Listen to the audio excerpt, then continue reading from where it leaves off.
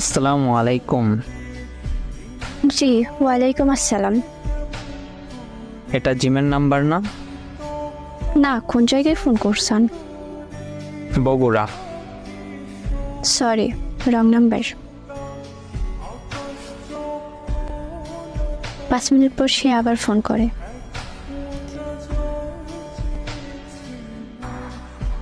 আচ্ছা, আপনার নাম কি? মোসাম্মদ নুসরাত জাহান। আপনার?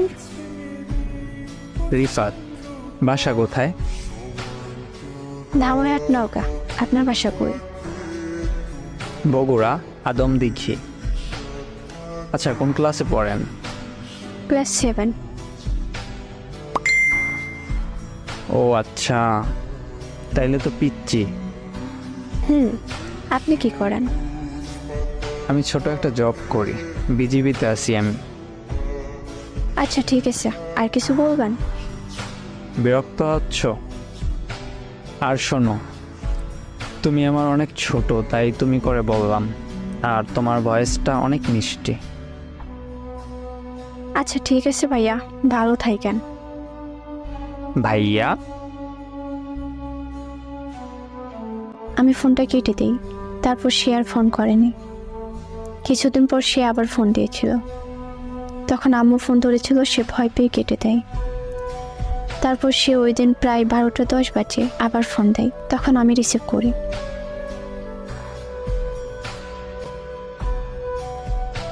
কেমন আছো? জি আলহামদুলিল্লাহ। আবার কেন ফোন করেছেন? এত রাগ করো কেন? রাগ করবো না তো কি করব?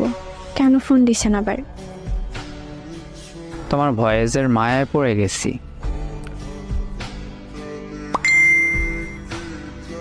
তোমার ভয়েসটা এত মায়াবী, না জানি তুমি কতটা মায়াবী। আর কিছু বলবেন? শোনো না, বলেন। আমরা কি ফ্রেন্ড হিসেবে কথা বলতে পারি? আমি অনেক ছোট, ক্লাস 7-এ পড়ি। আর এটা আমার ফোন না, আম্মুর ফোন। আর মূল কথা হচ্ছে আপনি আমার অনেক বড়। কিভাবে সম্ভব? এটা সম্ভব না। সম্পর্ক কখনো বয়স দেখে হয় না। প্লিজ আমার সাথে ফ্রেন্ডশিপ করো, প্লিজ।